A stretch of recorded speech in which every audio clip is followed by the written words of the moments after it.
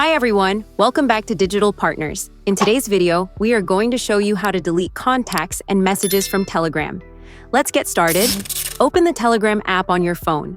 Go to the contact you want to delete and tap on their profile at the top.